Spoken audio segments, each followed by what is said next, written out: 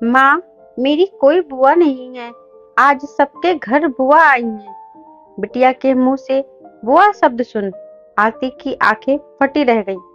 प्रश्न भरी निगाहों से प्रिंस की तरफ देखा। वो नजरें चुरा रहा था। प्रिंस से बोली, क्या जवाब दूं? बताइए ना। दूर से तरसती आंखों से माँ भी बेटे के जवाब का इंतजार कर रही थी। फिर उसे दुविधा में देख बोली, बेटा, है ना तुम्हारी बुआ? बहुत दूर रहती हैं। जो बुआ पास होती हैं राखी पर वही आती हैं। पर बालमन हट पर अड़ गया तो कोई नहीं समझा सकता। फोटो तो होगी। जब वह यहाँ रहती थी तब तो पापा को राखी बांधती होंगी। दादी बोली, जरूर दिखाऊंगी और भी बहुत सारी बातें बताऊंगी। चलो पहले अपने भाई को राखी बांधो। बिटिया उठी और तिलक का थाल ले पापा की ओर चल दी। पापा पूर्वी भी अपनी पापा को बुआ की भेजी राखी बांधती है। अब से मैं आपको हमेशा राखी बांधूंगी।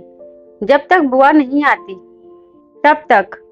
उसकी हट से आज त्योहार थोड़ा फीका सा हो गया।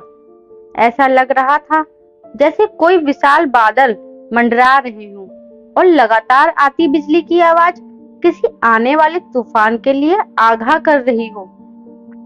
बुआ और पापा के बचपन की फोटो देख, उनके बचपन की खूब सारी शरारतें सुन।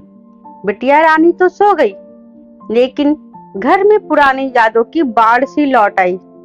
लगा जख्म फिर हरे हो गए। वही हाल बहन नेहा के घर पर भी था।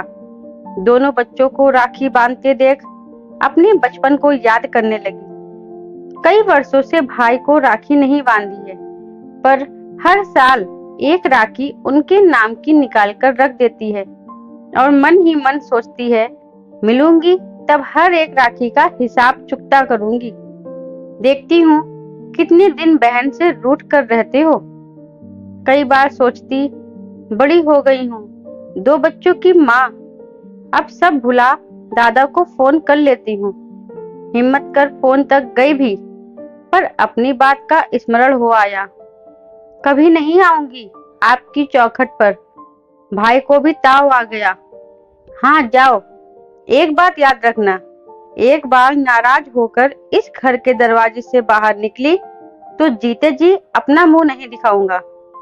भाई के शब्द याद आते ही फोन पर पहुंचा हाथ उसने पीछे कर लिया और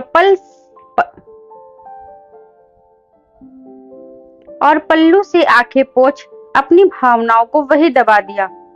हर साल की तरह यह साल भी बीत गया। बच्चे बड़े होने लगे, तरह तरह के प्रश्न पूछते और उन्हें उनकी उम्र के हिसाब से समझा दिया जाता। माँ कभी चोरी छुपे नेहा को फोन कर लेती और पीहर के हार सुना देती। जानती थी कि नेहा मुंह से कभी नहीं कहेगी, लेकिन भाई के लिए भी जानने को उतनी ही आतुर होगी। इसलिए माँ पीहर की सारी कथा बाँच देती। कहती, तेरी फोटो देखकर बिटिया कहती है, पापा बुआ तो बिल्कुल मेरे जैसी है। आप उन्हें भी उतना ही प्यार करते थे जितना मुझसे। यह सुन नेहा रुक ना पाई। क्या कहा उन्होंने? पूछ बैठी। बोला, तुमसे भी ज्यादा मेरी प्यारी गुड़िया रानी थी वो।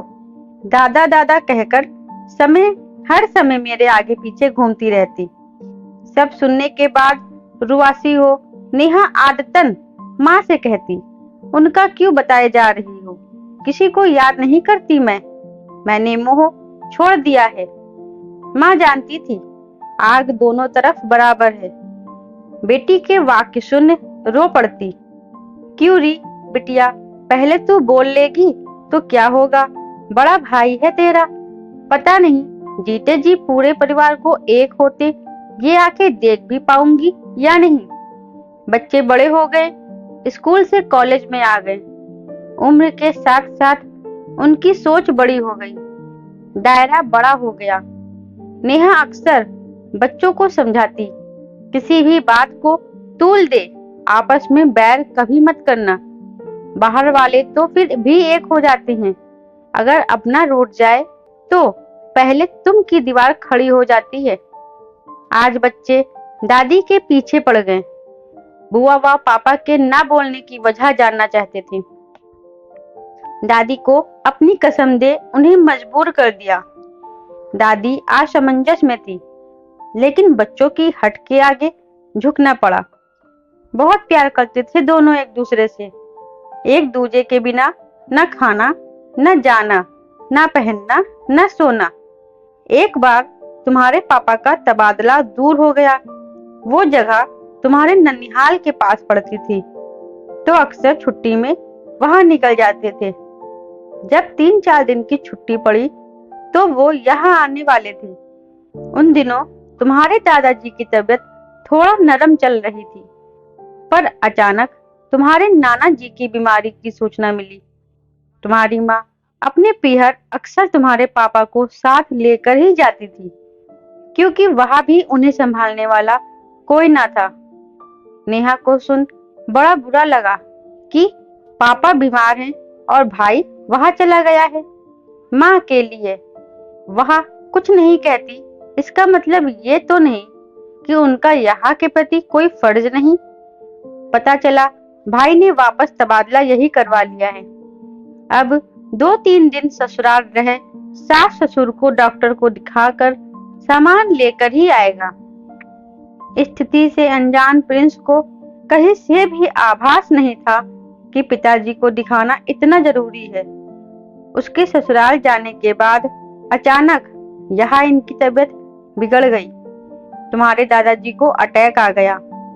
मेरे पास उस समय कोई न था। हॉस्पिटल देर से पहुंचने के कारण स्थिति पर काबू नहीं पाया जा सका। और तुम्हारे दादाजी, बस इसी बात पर दोनों में मनमुटाव हो गया और एक खाई सी बन गई। आपसी बहस और खींचातानी ने खाई को और गहरा कर दिया। ओहो, ये तो बहुत बुरा हुआ दादी। गलती किसी की भी ना थी, पर परिस्थिति ऐसी बनी कि इसे पापा का दुर्भाग्य ही कह सकते हैं। हाँ बेटा, दुर्भाग्य ही है। जिस दिन से नेहा गई, मैंने कभी इसके चेहरे पर मुस्कान नहीं देखी। बच्चों ने आश्वासन दिया, जल्दी ही सब ठीक होगा, आप विश्वास रखो दादी। नेहा के बच्चे भी नानी से अब चोरी छुपे बात कर लेते। चारों बच्चे आपस में भी संपर्क रखने लगे। इसकी कानों कान किसी को खबर नहीं थी। एक दिन बच्चों ने मिल सारी स्थिति भाप पापा और बुआ को मिलाने का प्लान बनाया। अपने पापा के मोबाइल से बुआ को बड़ा भावुक सा मैसेज लिखा, जो कि पापा की डायरी में ही लिखा था।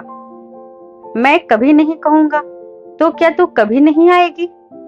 तुम मुझसे दूर चली गई तो क्या मैं तुझे भूल गया हूँ? मेरे दिल में तेरी जगह कभी कोई और नहीं ले सकता। मैंने गुस्से में 4 शब्द क्या कह दिए, कभी नहीं आऊंगी कह चली गई। एक बार पलटकर भी नहीं बोली, क्यों जाऊं, मेरा भी तो घर है। क्यों इतने सालों से तुझे कभी अपने दादा की याद नहीं आई?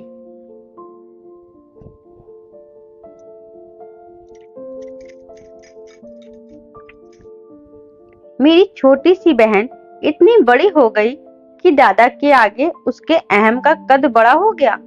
चल, मेरे झुकने में ही तेरी खुशी है तो तू जीती, मैं हार गया। और वही नेहा के बच्चों ने भी किया। माँ के मोबाइल से मामा को मैसेज किया, जैसा कि वह माँ की भावनाओं को इतने समय से पढ़ते आए थे। हमेशा से मेरी जिद पूरी करते आए थे दादा। इतना लंबा समय बीत गया, क्या कभी मन नहीं किया अपनी बहन की जिद पूरी करने का? आप तो कभी इतने जिद्दी नहीं थे भैया। क्या इतने सालों में कभी आपको अपनी नेहा की याद नहीं आई? दोनों ने मैसेज पढ़ा और फपक कर रो पड़े। प्रिंस ने आरती को कहा, देखो मैं कहता था ना, वो मुझे जरूर मैसेज करेगी। बेटी बड़ी होगी, विवाह बंधन में बंध जाएगी, तब उसे मेरी स्थिति समझ आएगी। देखो उसका मैसेज आया है, मिलना चाहती है। अब मैं समय नहीं गंवाना चाहता। सामान पैक करो, उसमें उसकी पसंद की हर एक चीज रखो। मैं राखी पर उसके पास पहुंचना चाहता हूँ। नेहा भी कम उत्साही ना थी। मुझे विश्वास था दादा, आप जल्दी आओगे। माँ बता रही थी, बिटिया बिल्कुल मुझ पर गई है। अगर वह मेरा साया है तो अब आप ज्यादा दिन मुझसे दूर नहीं रह सकते। आ रहा हूँ कहने में इतनी देर क्यों कर दी दादा? जल्दी आओ, मैं आपका इंतजार करूंगी। मैसेज का सिलसिला शुरू हुआ। देख बच्चे बहुत खुश थे। पापा रवाना हो गए। उसमें वो अपनी अपनी फतह महसूस कर रहे थे। नेहा ने भी शिकायतों का पुलिंदा निकाल कर रख लिया। मोली निकाल पूजा थाल सजाई, भाई के पसंद की हर एक चीज बनाई। ट्रेन 2 बजे तक पहुंच जाएगी। वो बार बार घड़ी देखती रही। बच्चे माँ की बेचैनी देख रहे थे। अब उन्हें अपनी शरारत पर बड़ा गर्व महसूस हो रहा था। इतना खुश, उत्साही और आंखों में नमी, इतनी भावनाएं उन्हें माँ में पहली बार दिखाई दी। नेहा के पतिदेव भी बच्चों के साथ उनकी मीठी शरारत में शामिल थे। जैसे ही डोरबेल बजी, वह भाग भाई से लिपटकर रोने को चल दी। देखा तो सामने पुलिस वाला खड़ा था। एक आई कार्ड आगे दिखाता हुआ बोला, हैदराबाद से आने वाली ट्रेन दुर्घटनाग्रस्त हो गई है। एक आदमी की पॉकेट से आपका एड्रेस और गले में ये लॉकेट मिला है। हॉस्पिटल ले गए। तब तक सांसें चल रही थी। लाश की शिनाख्त के लिए आपको आना होगा। ये आई कार्ड है। क्या ये आपके कोई करीबी रिश्तेदार थे? लॉकेट खोल देखा तो वो नेहा की फोटो थी। यह तो वही लॉकेट था जो दादा हमेशा पहना करते थे। वो स्तब्ध खड़ी रह गई। पाँव में कंपन था, रोंगटे खड़े हो गए, दांतों की पंक्तियां जकड़ गई। एक शब्द भी मुंह से नहीं निकल रहा था। बुत बनी रही। बच्चों पर तो जैसे पहाड़ ही टूट गया हो। पति ने हिम्मत कर नेहा को संभाला। बच्चे माँ को हॉस्पिटल ले जाने में पिता के साथ हो लिए। शरीर पूरी तरह से कुचला हुआ था, बस चेहरे की मुस्कुराहट आज भी वही थी। दादा कहे, जोर से बिलक पड़ी, क्यों दादा, अपनी छोटी बहन से इतनी जिद? आखिर अपनी बात मनवा कर ही माने। जीते जी मुंह नहीं दिखाऊंगा। अब क्या मैं जी पाऊंगी? मैं तो खुद जीते जी मर गई। माँ, भाभी, बच्चे सब आ गए थे। आज भरा पूरा परिवार एक साथ था, पर जिसके कारण था, बस वह इंसान ही नहीं था। सभी का दुख अपनी जगह पर था, पर नेहा, वो तो अपने आपे में ही नहीं थी। जब होश आता, बस एक ही रट लगाती, आप जीत गए दादा, मैं जीत कर भी हार गई। संबंध मन के होते हैं, रिश्तों को अहम की बेड़ियां ना पहनाएं। गलत फहमी और नफरत एक धीमा जहर है जो धीरे धीरे रिश्तों को खोखला कर डालता है। मौजूद परिस्थिति से सामंजस्य बैठाने की कोशिश करे। जो इंसान किसी और के लिए भी करने की क्षमता रखता है, वह स्वयं अपनों के लिए क्यों नहीं खड़ा होगा? यह विचार भी करें। रिश्तों को बिखरने ना दें, उन्हें सहजने के बहाने ढूंढें। दोस्तों, उम्मीद करती हूँ आपको हमारी कहानी जरूर पसंद आई होगी। दोस्तों, कहानी अच्छी लगी हो तो इसे लाइक, शेयर और सब्सक्राइब जरूर करें। धन्यवाद दोस्तों।